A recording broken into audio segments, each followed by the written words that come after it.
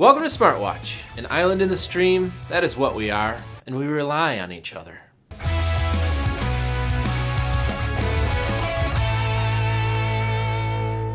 Well, because the usual steady stream of wireless news has been more of a trickle this week, we're going deep into the brackish backwaters for the week's top 10 head scratchers, odd ducks, and gee willikers. Ben, why don't you start the shindig rolling?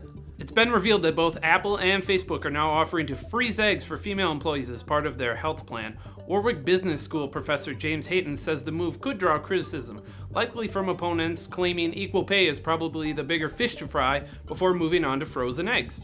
But it is an innovative way of attracting sought-after employees who happen to have eggs. It sounds a little Brave New World to me, but anyway, moving on. During a speech in Berlin, Eric Schmidt said that Amazon is Google's top competitor in search, not Yahoo or Bing. As was pointed out by Scott Cleland, that might be a bit of a fib. Google's crawling of 60 trillion unique URLs creates its search index of the World Wide Web. Amazon does not crawl or search index the World Wide Web. Right? And what about Ask Jeeves? I bet if Jeeves were here right now, he'd be able to tell us that no one has irked more iTunes users lately than U2. Even U2 is starting to feel that way. During a fan Q&A on Facebook, Bono actually apologized for the forced iTunes download of its latest album. Oops. I'm sorry about that. HTC at least came up with a new way to get a nice U2 delete selfie. U2 delete selfie? What the?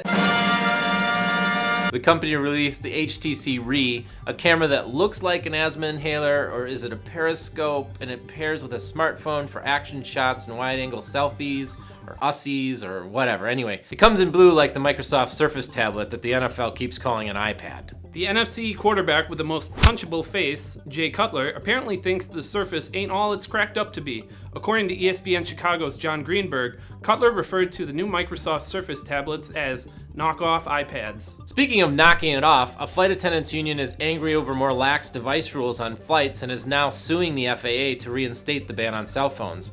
They're saying they distract people from paying attention to safety announcements. Nobody pays attention to the safety announcements, but they would if this thing were running down the protocols.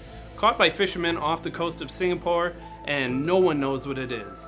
It has nothing to do with wireless, unless that's what the government wants you to think. Similarly and godly is Sprint's new 800 gigabyte data plan. That's right, 800 gigabytes. I mean, just look at that beast. It's tremendous. One guy who definitely won't be using that much data is Bill Murray. He just bought his first cell phone, and in true off-the-beaten-path Murray fashion, it's an old BlackBerry. Hopefully he doesn't use it to phone in his musical Christmas show he has in the works with Lost in Translation director Sofia Coppola. BlackBerry, huh? Let's see how it sounds. I think Bill is calling in as we speak. Flip phone chats. Hey Bill, are you calling from your new BlackBerry? You know it! Got the BlackBerry Storm with its resistive touchscreen off eBay in a trade for an autographed DVD Caddyshack. Score! Gungula gungula, Bill. Nice pickup. Well, that's all the time we have for today. Check back next week when we hope anyone has made news. Heck, we'd even take some more of John Ledger's potty mouth. Adios.